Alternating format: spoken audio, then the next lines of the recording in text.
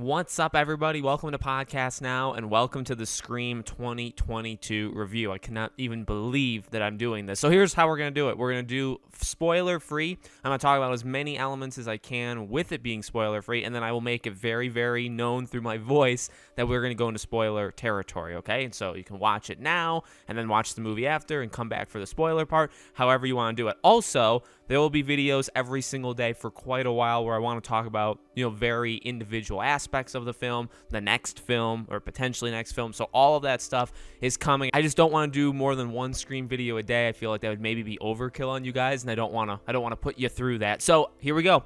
I liked the movie. I would say the more I think about it, so I've had a night, I saw it, I walked out of it.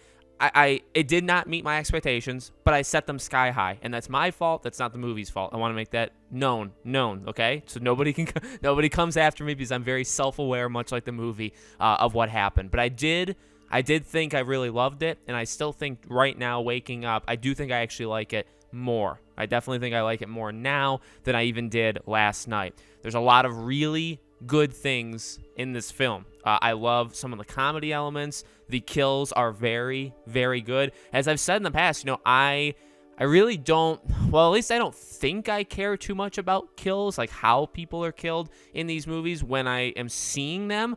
But maybe I do, because, I don't have the greatest memory of, the first time I saw these films, so maybe I do actually value them more than I thought, because there are some excellent kills. Can't say who, at least not right now, in this movie, okay? A lot of the characters do pretty darn good.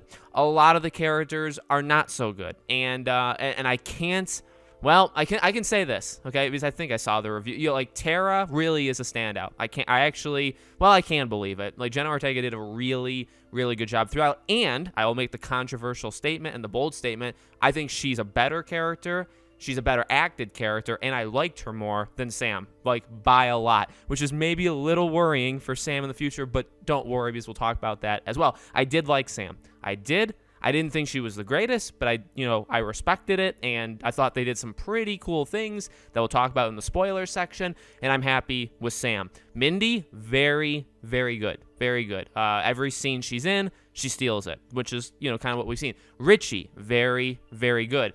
There's other characters that are a little bit weaker. I guess we'll say the OGs. OGs, phenomenal. I mean, every single time any of them are in any scene with anybody, they're very, very good. I don't even know what, we'll have to see what happens if they're not in, future ones, and if the movies can kind of hold themselves together in that way, but they're very, very solid, okay? So characters, I thought were a little uneven, some of them, but I really thought overall they did a good job. I thought the kills were very, very good.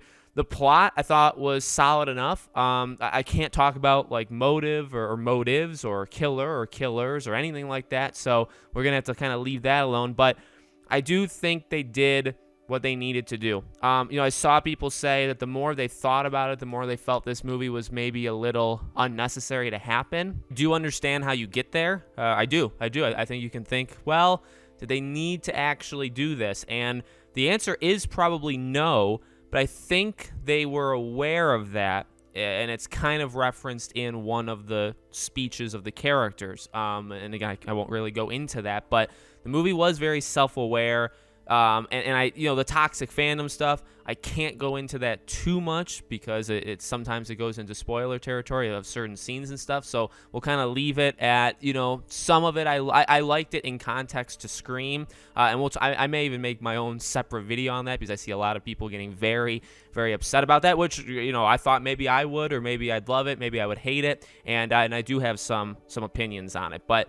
It's very hard to talk about this movie without spoiling it because it's obviously a really big element of who dies, when do they die, who's killing them, all that stuff. So, I can't believe this is the first time. I've never seen I saw Scream 1 in theaters when they did that anniversary, and that was the first time I saw any Scream movie in theaters. This is the first time I've watched a new, for the first time, taking in all of this knowledge and all this story and seeing things on the big screen with the chairs shaking and it's the first time that's ever happened, and I can't believe that actually did happen. Oh, by the way, Roger L. Jackson, tremendous. Not as good As 4, I think 4 is probably him at his best just because he's so off the walls. He is off the walls here, but he also kind of pulls back. But they do some really neat stuff with the voice, which we'll talk about in spoilers. So I liked it. I liked it a lot. I should maybe say loved. I do think I loved it. I've talked about my rankings. I do think it's on the lower end of these Scream movies, and you could say, oh my God, Alex hates it.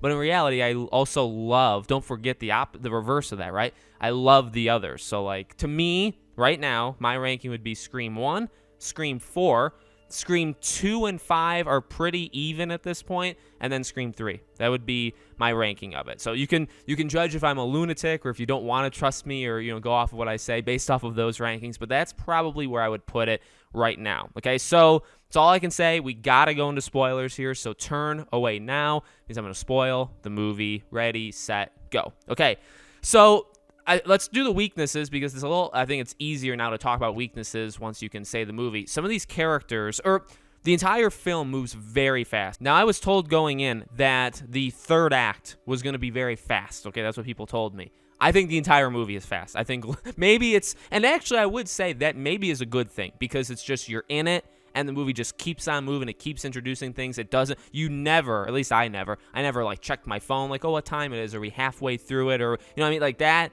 never happened. And I would hope that would never happen in a movie because that's a pretty big weakness. But the movie just flies by. And that's, in some ways that's a good thing. And it makes you feel, oh, maybe the movie really was like captivating me. But they also rush through a lot of different things. Somebody like Vince, right, being in a scene and a half was a little stupid. Obviously connecting him to Stu is the reasoning why, and I guess it's to make Liv potentially a target and Chad, but that goes to another weakness, so I guess let me quickly branch off into the multiverse over there.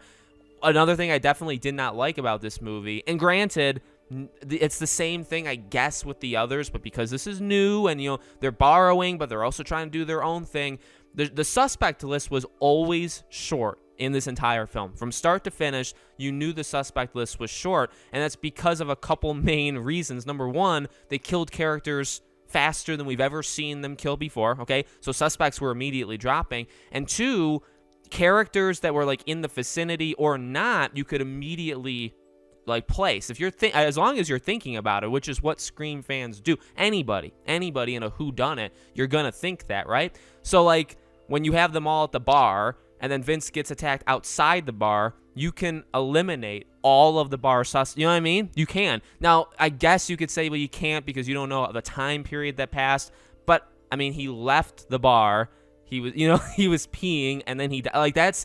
Maybe there was a little, like a 10-15 minute thing, and yeah, they kicked the kids out, but like you imagine they all stuck together, right? So like Chad to me was never a suspect, even though I guess it was supposed to make him you know what I mean? So that was an issue. I would say that, and then even if you jump to the ending of the killers, I don't, did I call it? Yes. Did I call it immediately? Yes. Did I call it based off the trailer? Yes. Are those issues? Kinda. But I'm not going to really hold it over the movie that much because I analyzed it a lot. But what I will say is, like, it really was kind of obvious, especially Richie, when, like, the hospital attack on Sam, he's literally in the other room. He says he's on Netflix, but nobody's monitoring him. And then Amber is with Judy because they give her an alibi. So it's like, who else could it be? You know what I mean? It's like, could it be Liv? I guess, but you really, like, at that point, the only red herring suspect is Liv. So your suspects at the end are Liv, Richie, and Amber. And it's 2, right? You just know they're going to do that. It's at Stu's house, which is Amber's house now, so you really probably think it's Amber. Richie makes a lot. So, you know what I mean? So you can really eliminate them pretty quickly. So is it the movie's fault? Not necessarily. It's very hard. And I do think they did as good of a job as they possibly could to keep you guessing that Liv was a suspect, and even in a way, Tara. It's pretty unbelievable in terms of her size, and I guess the whole idea there was you're just supposed to believe she was kind of the mastermind behind it, but not doing anything, which is fair, you know what I mean? So I will give them credit. They did as good as they possibly could have done, but the trailers hurt it. The suspect list that went down very quickly hurt it, and the fact that they kept characters like gone, and that was kind of an issue I would say with the cast as well. I liked Liv. I think Liv, and I heard the actress, this was her first acting gig. I think she did really good. The issue was she was in like 4 scenes, maybe maximum. You know what I mean? So they really didn't give her a lot. Now, maybe that's because they didn't trust her acting ability or whatever, but, they just didn't give her all that much to do. But I thought she was great. Mindy was fantastic, and she was in it, I would say, about as much as Randy was in the first one. And I get that too. In the first one, if you think about it, it really did stick with Sydney, and when Gail kind of came in, like, it kept things very close circle. Randy was barely in it. There really was next to no suspects at all in the first Scream, besides, I guess, Randy, Stu, and Billy. Those were and maybe Dewey at that point. You thought maybe could be it, right? So I get it. It's always been a small suspect list, and they've always had these issues. I think they handled them pretty good, but that is, I would just say, a general weakness. I didn't mind any of the kills. The kills were absolutely incredible. The Wes kill and Judy kill was like, oh my god, like that entire scene kind of, in retrospect, maybe feels like a little out of place, because it really felt like the movie was going on, and then they placed that scene there to get rid of them and to show those kills and stuff, which is fine. I'm just saying, like, it felt that way, and but it was good. Like, the tension building and the music building in the back with Wes, really good. I am really shocked and not really annoyed, I guess saddened, that they killed him that fast. I think in terms of like pure acting ability, he's maybe the best actor besides maybe Jack Quaid of the group. Or maybe even Jenna Ortega. I truly do believe that. So the fact that they killed him very early was like, shoot. I guess they did it to do the 4 West thing, which is fine. If that's what you needed to do to get that, whatever. But I would have liked to seen more from West. I said in my predictions, I would have liked him to be a survivor going forward. I don't really know what he would have brought to the table too much, but I mean, he was a smart guy. He wasn't like a nerd buff like a Mindy, or even like Chad was kind of self-aware. Mindy was really the one, right? So he wasn't like that, but he was also very protective, and he kept the taser, and he would tell people, like, delete social media and stay off your phone and stuff like that. So he was pretty like aware of the situation and like, knowing. So I think they could have done stuff with his character. The Dewey stuff, I'm trying to just jump around, but trying to go in order here. Dewey was definitely one of the shining stars. I think, like I said, Richie, I thought, was a really great character throughout the entire thing. Like, you definitely suspected him, but he sold both elements of himself, right? When he went nuts, and then when he was, just kind of he was funny. He was trying to learn, the history of Stab and stuff. Like, he was really good. Amber, I thought, was okay, probably pretty good as Ghostface when she went nuts, but then just as herself, I don't think she was like anything special personally to me. The OGs, like I said, were so good. Dewey was great. I mean, every single scene, he was incredible, including literally calling Richie immediately. I love that. I love that he just immediately was like, well, it's probably him. You should probably check him. So I really like that. His death, man, oh man. I mean, did we all see it coming? Of course we did. And you knew it as soon as he was like, well, they always come back, so, I have to go finish this. And then he walks over. It's like, oh, my God. I guess at that point, it's just how are they going to do it? And boy, I liked it. I mean, it was creative, right? This was the first time, he stabbing kind of from both sides and then raising up. I mean, it was brutal. They had to do something where you knew he couldn't come back, right? Because then otherwise you'd have people claiming that he didn't die. Man, it was good. It was so sad.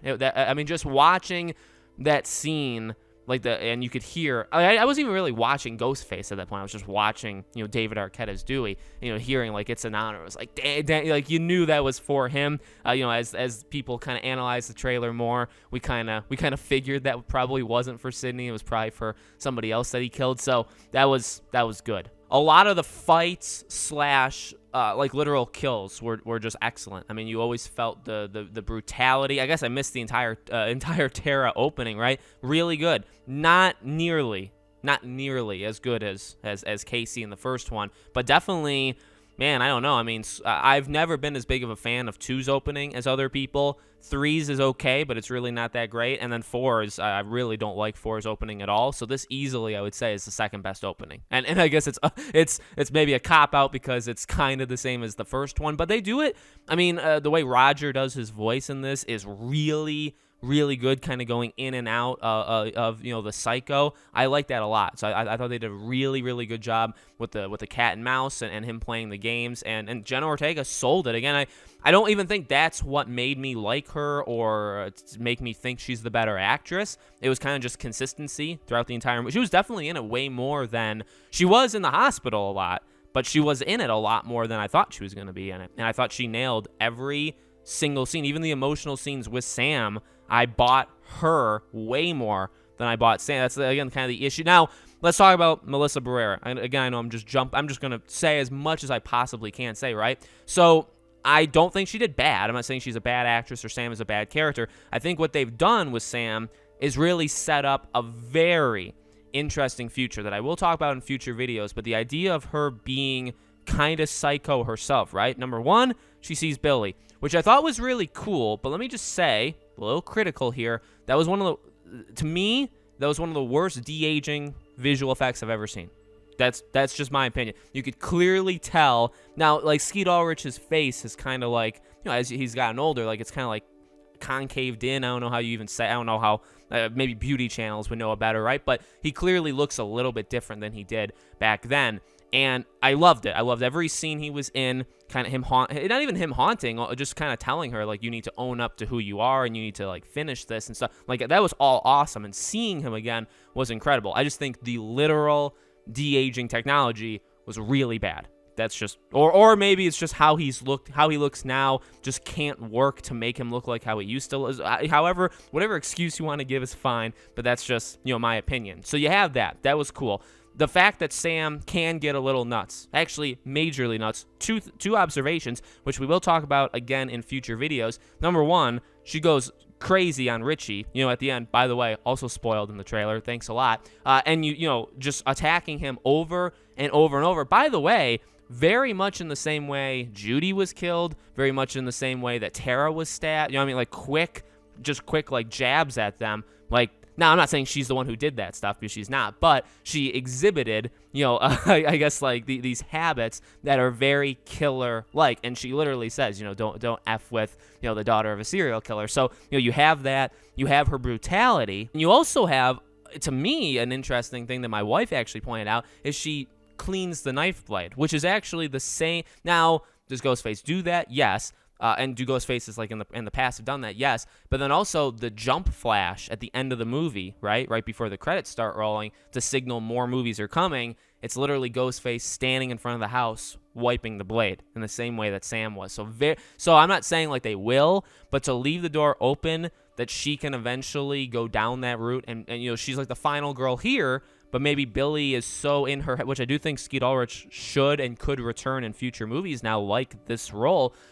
She could definitely go down that path and become, evil. So I really like that possibility. And again, I don't think she was bad. I think she was very solid. I think she sold the emotional stuff, including telling Tara about Billy. I think that kind of monologue of the story was, like, well told. I just bought other people more. I bought Tara a lot more, and I think if I had to pick a final girl going forward, I definitely would pick Tara. Like, I just would. So that's not anything against Melissa Barrera. I just think she's the weaker of the two, which is something I thought going in. I really did. I had I guess questioned her ability to lead it, and I guess they kind of maybe left the door open that, I think they could very easily pass the baton to Tara, and then and if they want to do that, have Tara be the final girl, have Sam be, the killer, and that adds even more now, because Sam's troubled. I don't want to get too much into it, but, like, you can make Tara a troubled individual now that her older sister tries to kill her. Does that make sense? So I like that idea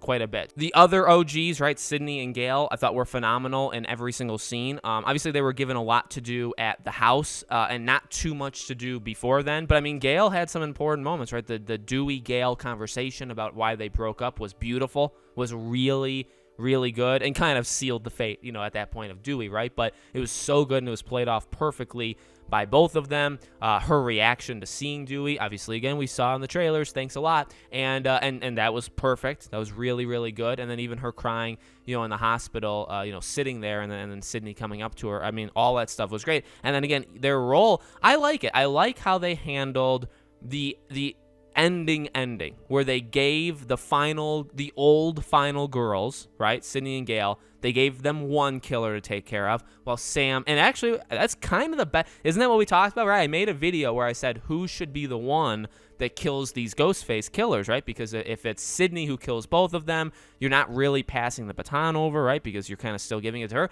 I think this is easily the best way you could have done it, where one takes out one and the others take out the other. I mean, that makes, to me, and they all helped, you know what I mean? Like Tara doing the phone call to get them, a little like scared, and then Sydney originally tried to go for the knife and got stabbed, but then, Sam goes for the gun for Richie, and then they leave, and then now it's just Amber and them. I mean, it makes a lot of sense how they did it. So I like that. I like the reveal. I mean, I thought the reveal was fine. I think one of the most creative things they did with Ghostface and with the voice, the hospital was great in terms of, turning the thing on and then talking. That was awesome. But then also, like, it was clear he wanted to keep Sydney on the phone a lot longer than she wanted to, right? Number one, how badass can you get in terms of, she gives them a warning, she says, 5 seconds to come out, and then that's it. And then instead of like kicking the door first, she shoots first. So she shoots every single door first before she opens it or doesn't even check it. And then, talking to Ghostface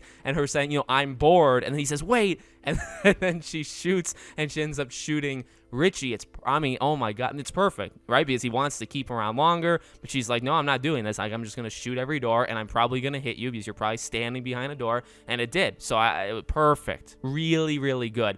Again, I thought Amber as a character was okay, but not good, not horrible as, I guess, the character of Amber. And then the character, and when she jumped over to being nuts, I thought she was fine. I don't think she was anything massively special because we've seen nut jobs before, like Jill, like Stu even, and Billy, right? So I don't know where she ranks in them. Probably not. Jill was insane, like literally insane. I don't know if she was that insane, but I definitely liked her. And Richie, again, like I thought Richie was definitely a shining star of like the entire movie. He was good as just a normal person, and then when he jumped over, he was very good at just being nuts. So I think they definitely did a good job, picking that. Let's talk about their motives, and then I think we're kind of at the end of what I want to talk about. So the toxic fandom stuff, right? All right. I mean, here's the deal. I don't hate it. I don't love it. Okay, is that fair? So going in, what I was really afraid of is they would label people who thought that like one movie, so let's just use Star Wars, right, that hated The Last Jedi, that they would say there's no balance to that. So anybody who hated The Last Jedi is a toxic fan. And there's not anybody who hated it for like valid reasons. So that's because that's what the internet did. That's what the media did with that. Okay? And that's just one example of one franchise. That's what I was afraid of.